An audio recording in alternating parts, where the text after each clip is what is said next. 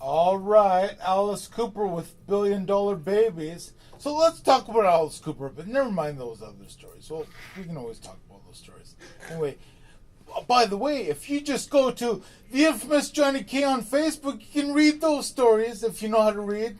So anyway, let's talk about Alice Cooper. No, I didn't mean to offend any fans. I was just kidding around. You know, that's right. Nothing I'd say is serious. Anyway, let's talk about Alice Cooper. Now, you guys, first of all, what do you classify your band as? Are you a heavy metal band? Are you a punk rock band? Are you an indie band? Like, what do you call it? Indie is too broad. You have to narrow it down. Grunge rock. Richard, get on that. Punky grunge rock. Okay. No, that's good. Punky grunge rock. That's good. Grunge Okay. rock. Right on. So we've established that.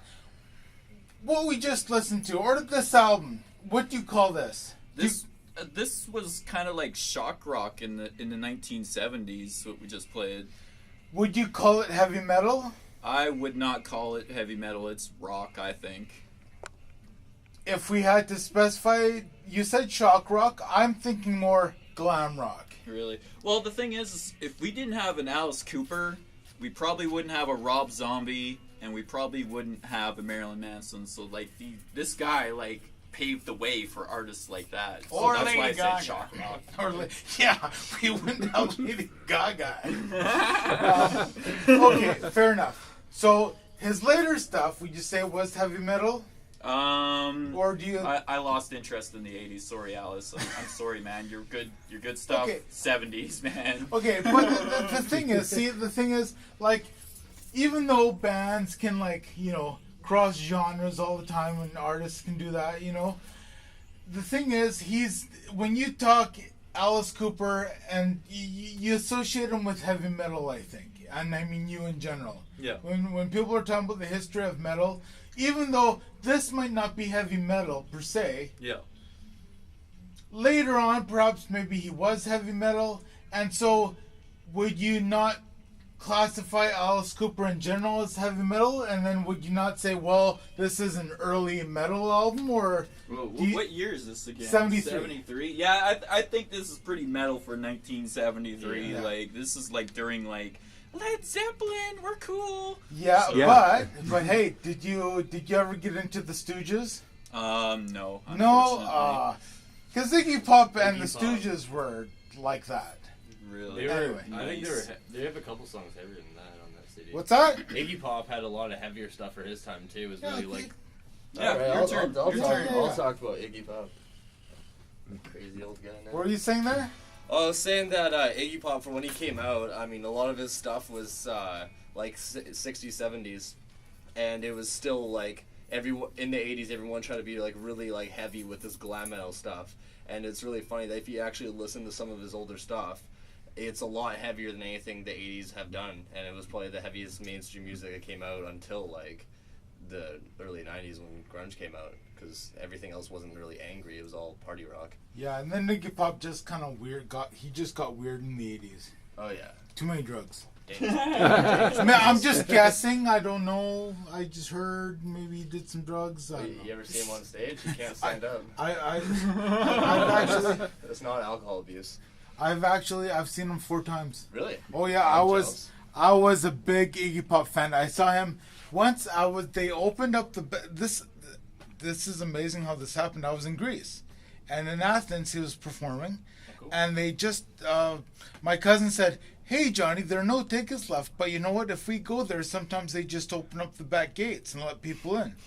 And that's exactly what they did. And as I was leaving, so I caught just the last part of the show, but as I was leaving, I heard a security guy, one of Iggy Pop's men, he was giving somebody a big load of crap. He was like, "What are these people doing out here?" And blah, blah, blah. I was trying to do an English accent. Didn't work. But anyway, Oh, that was rotten.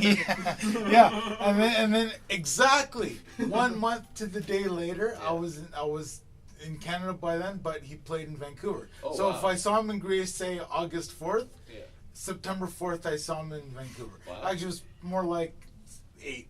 Because school had started. Anyway, how was so it? that was cool. I saw him at the Expo Theater, and that was really cool. It was really my first hard rock concert, because up till then, who had I seen? My first concert was the Jackson 5. That was the Jackson 5 Victory Tour. That was pretty cool. But I actually think Iggy Pop was actually my second concert.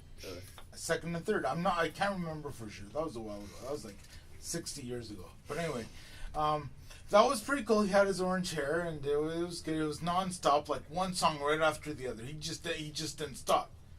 Iggy Pop didn't stop. He was out, and then everybody just rushed up to the stage, and there were benches there. So I was like on the 8th bench from the front. He didn't stage dive because that wouldn't have been a good idea. He's done that a lot. Very infamous for it. Yeah, and apparently just a few years ago he dove off the stage and people moved out of the way and he broke his arm or something. And I'm sure that's happened a few times. But That video's on YouTube. Is it? Yeah, Cool. I've seen it. And so anyway, and then so that was in '88. Then I saw him in '94 when he was on his American Caesar tour. Oh man. And that was kind of a dark album, and I'm like, okay, this is it for Iggy. Like, he came on stage, he was like hardly moving. He was like, his first song was Down on the Street. I don't know if you're familiar with that one, but it's not the best song to start with, I don't think. But he was basically, if you ever watch an Iggy Pop video, he's like convulsing on stage, right? But here everywhere. he was like almost too lazy to live, sort of thing. He was just standing around. But then, yeah, I think that was '93 or '94. But then I saw him during his Naughty Little Doggy tour. Now that's the last Iggy Pop album I ever listened to.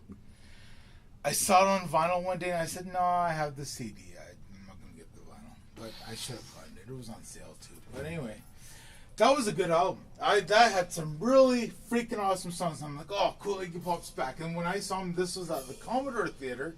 Actually, so was the other one. But this one, and he comes out on stage. He has like long blondish hair, and he's wearing just his white tight leather pants and nothing else. And he comes on the stage. Oh man, he was moving. I've never seen him move like that, man. He was moving, and he even kissed the girl beside me. It was awesome. I was right in the front. It was awesome. It was a good show. But yeah, and then I said, well, you know what? That was a high point. I'm not gonna watch anymore. But then I saw Iggy Pop on American Idol a couple of years back, and he sucked. It's like, do something else. You can't be doing this if you can't keep up with singing real well, child. When you're 60, sing something else. But anyway, enough of that though. That guy kind of looks like Iggy Pop a little bit. Anyway, Like 100 years ago. Yeah. And 1912. I saw this commercial once. It was for a fast food restaurant. This was a few years ago as well. And it was for a fast food restaurant. It was for a spicy burger. Like now they have a spicy. I don't know if it's the same restaurant, but they have the spicy burger where the man cries and whatever. Well, anyway, they showed this rock star trying to do he was kind of like imitating Gene Simmons. He was wearing his makeup and he was was eating fire, right? But then he's like he goes backstage, to relax and he eats a spicy chicken burger. And I was watching and I didn't think anything, but then as soon as he said, "Ooh, that's hot," I'm like, "That's Iggy Pop." That was Iggy Pop in that commercial, and I never saw the commercial again. But it was definitely, when I look, I could see those lips, even though he was wearing the full Kiss style makeup, those lips, you can't. You could tell they're on fire. Well, yeah, but you can tell they're Iggy Pop's lips. He just has a certain lip formation that it's just Iggy Pop. Anyhow, Mick Jagger has the same thing, but actually, yeah. Okay, so I am going to choose another record. Let me put this Alice Cooper record back. Sorry, guys, you have to wait while I put this record back. Sorry. Okay, so hey, you know what? The Supremes 7-inch is just sitting there, so you know what? Let's listen to the Supremes. It kind of goes with what we're listening to today. so while we listen to the Supremes, no, I don't like the mainstream stuff. Yeah, play the other side. It's yeah, really because good. where did our love go? Oh, baby, oh. They're both. I thought that would be some kind of obscure. Oh, song. okay. But that's okay. But Baby Love is.